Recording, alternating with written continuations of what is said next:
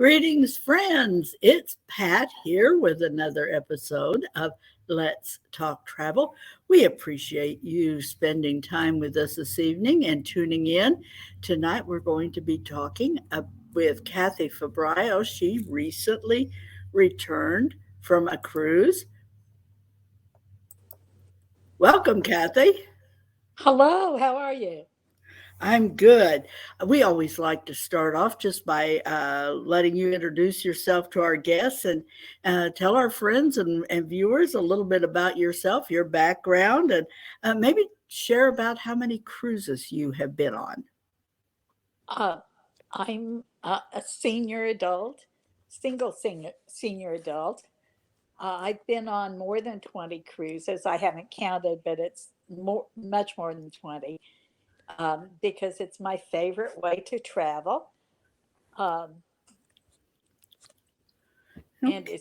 it's especially since I've become of a retirement age. Okay. What cruise lines have you cruised on in the past? I've cruised on Carnival, Norwegian, Royal Caribbean, Princess, and um, MSC. Okay. Well, but before we delve into the specifics of this particular cruise, Cathy, would you just kind of share with our viewers what it is? What is it? You said you've been on over 20 cruises. What is it that keeps you coming back for this vacation? Well, it seems as I have gotten older, I prefer for my entertainment to start immediately. I don't want to drive for long periods of time and sit in a car, strapped in a car. I would much prefer to be on a cruise where I can actively start enjoying myself the minute I get there and enjoy myself for the entire time. So that's the primary reason. I like the entertainment. I like the excursions. I like not having to pack and unpack. It's just very convenient for me. Okay. Well, this evening we wanted to focus our attention particularly on your recent cruise with MSC. What ship were you on, and did it live up to your expectations? Yes, it did. I was on the MSC Seascape, which launched last year. So it was a very new, very exciting cruise ship. It's very one of the very large ones. It's almost 6,000 passengers. Um, it's very unique in that it's very up to date. Things are modern. The elevators, for instance, there's four on each side, in front, midship, and in the back, and they're A, B, C, and D. And when you punch the button for the where you want to go, it tells you which elevator to go to and how many minutes and seconds you have to wait for it. Now, Wow. this was very confusing for many people who kept punching it and punching it and punching it because it didn't immediately arrive. But once you figured it out, it was just extraordinary. Um, Wow. and the whole cruise was like that. It was very unique in that it was very modern, very up to date. Uh, so So the internet was very good on the ship. I didn't have any problems at all keeping connections. that's great because that's a common complaint we still get. Um, how would you compare your experience on this sailing to other cruises you've taken in the past? Well, the the itinerary usually I choose by destinations, the cruises by an itinerary. Where do I want to go now? I wanted to go to Puerto Rico, um, so that was the reason that I chose this one. I wasn't really focused on what cruise ship it was, but I'm really really glad I took this cruise. It was very exciting for that, and the accommodations were lovely. Uh, there's nothing I could say that wasn't really outstanding about the ship. I really enjoyed it. Okay, and you chose it for the itinerary, so I assume the itinerary lived up to expectations. Certainly it did. It certainly did. I went to a rainforest in Puerto Rico in San Juan that was just outstanding. It was really beautiful waterfalls. Um, it was very, very nice. And that was a highlight at the cruise. Okay. What about accommodations on board the ship? Stateroom. I had a balcony stateroom. The only thing I would complain about is I like to be close to the sea and look straight down so I can see wildlife if it's there. And my balcony was positioned right over the higher class balconies, which extended out. Their balconies extended out farther than mine, so I couldn't see directly down. But if you wanted to spy on the rich and famous, you had a huge view of all of them. Okay, real good. I have actually my first cruise with MSC, we had one of those Aria balconies, and they are huge. I mean, they really are huge.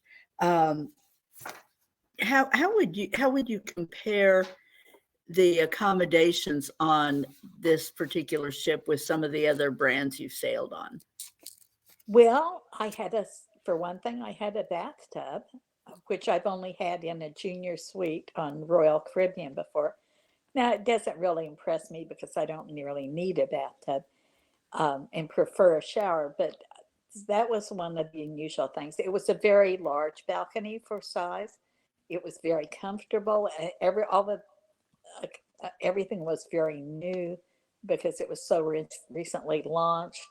It was very lovely. Okay.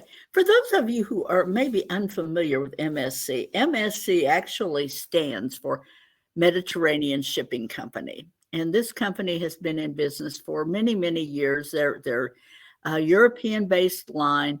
And as the family grew up, the owner's daughters wanted to own a cruise line. So they started a cruise line, and that's how the brand got started. They have made inroads here in the Caribbean market. I think they've been over here about 7 years now, and they have been very successful. They have been slowly building their market share and doing what other European lines have been unable to do in building a base of passengers and becoming successful here in the American market. So kudos to them. They are doing something right, and they have been very stringent. They've really listened and have really worked to meet expectations and change where they needed to in order to succeed here, where other lines just couldn't seem to get a toehold over here. So, I'm just inserting that. Cathy, what about the dining? Were there any memorable dining experiences on board? Food and I service? I only ate in the main dining room except for a tasting experience. But the main dining room, the lobster was the best lobster I've ever had on a cruise, even in the high-priced restaurants. It was larger than you normally would expect. It was served with a prime rib, I think it was. Um, I don't remember if it was prime rib or a fillet, but it was an outstanding meal, just an outstanding meal. And the shrimp for the shrimp cocktail were large, and it was excellent. But my favorite was the French onion soup, which was just exquisite. I had it several days because I just loved it. Wow. I will tell you, they had it on the first day at sea. They had a tasting experience for the high-priced restaurants around. They have a butcher's cut, a sushi bar. They have a taco and cantinas, and they have a tempanaki, and it. They had a tasting event at 11 o'clock that was free. They served champagne, and you went around all the restaurants were all in the same area, and you went around and you got a sample of what they served. Oh, So it was that's very cool. interesting to see all the restaurants, to get all the food, which was actually enough for a luncheon, by the time you ate. And it was very fun, very much fun. And I'm sure it encouraged others to go and have meals at these restaurants. Most But excellent. yes, so it was a really unusual experience for me, and I really enjoyed it. And that's unusual for a ship that size to offer something like that. I think that's pretty cool. If you could name just one thing about this particular cruise, one thing that stood out, some feature or experience that really stood out for you, what would you say that might be? I would say, well, the casino. Let's talk about the casino. I don't gamble. I usually spend $20 during my cruise, and when I lose it, that's it, and I walk off a happy camper. It was just an entertainment expense.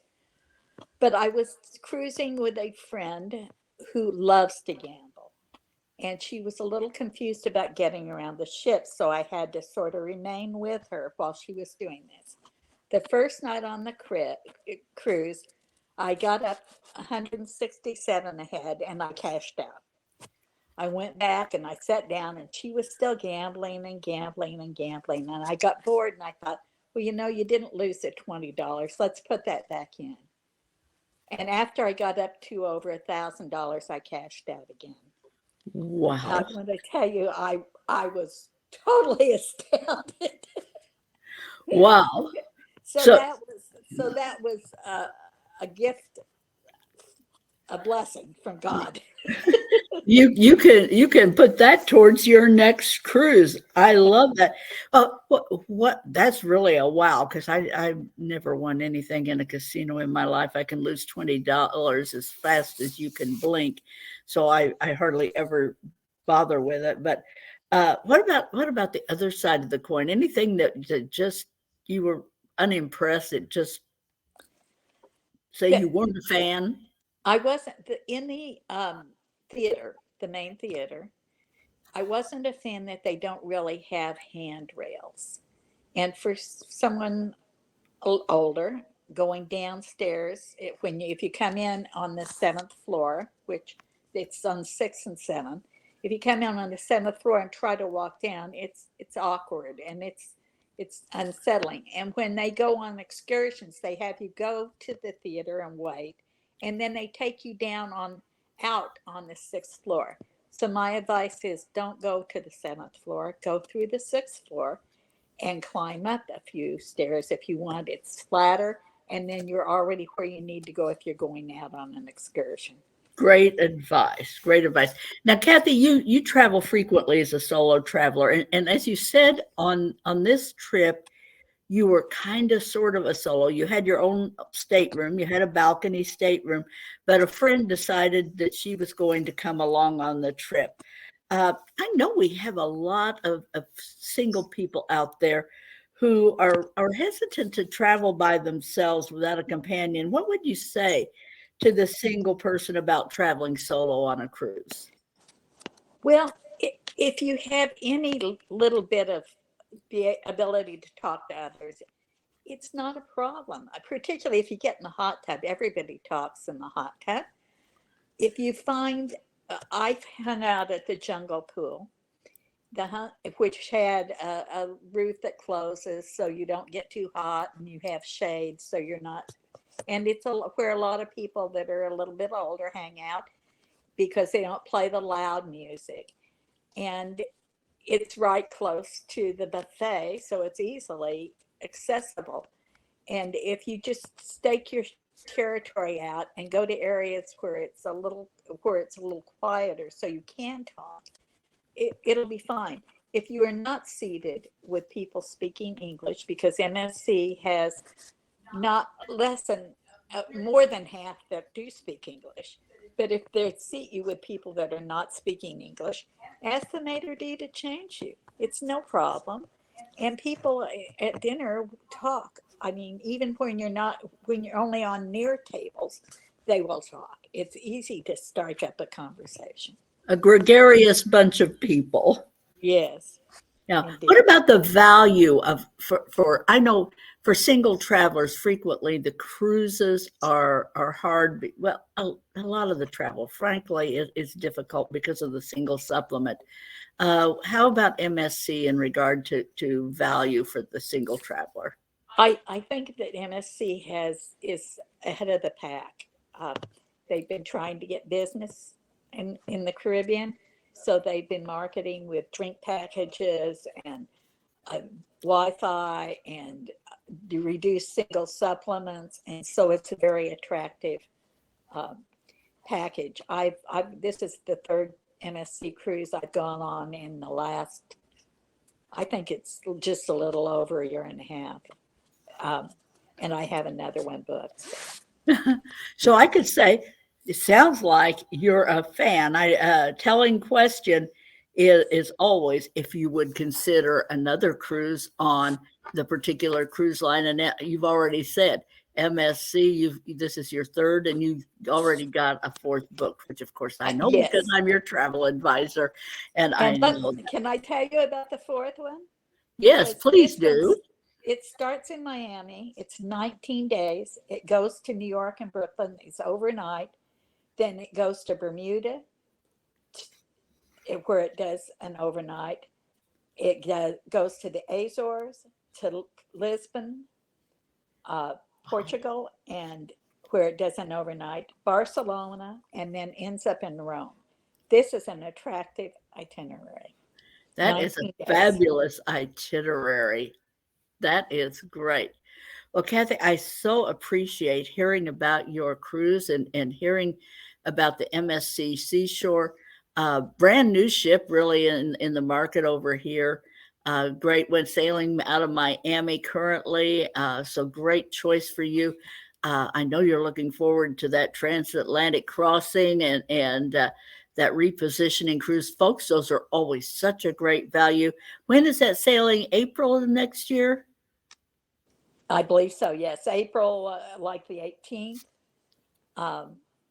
There are some longer days attached if you want to go to their private island in the Bahamas, but I skipped that part of it. Okay. That's another thing about MSC. You can always hook a couple of their cruises together and do back to back. Very easy to do. You can hook a 3-day and sometimes to a longer cruise and make a 10-day out of it. So really good. Well, Cathy, thank you for joining us. Folks, we're so thankful that you've tuned in. We know you have all kinds of things you could be doing with your time, and we appreciate you spending some of it with us. Tonight, we're going to give away a set of travel coasters. I haven't given these away in a while. If you don't need them yourself, they make a fabulous gift, family, friends, whatever. They always come in very handy.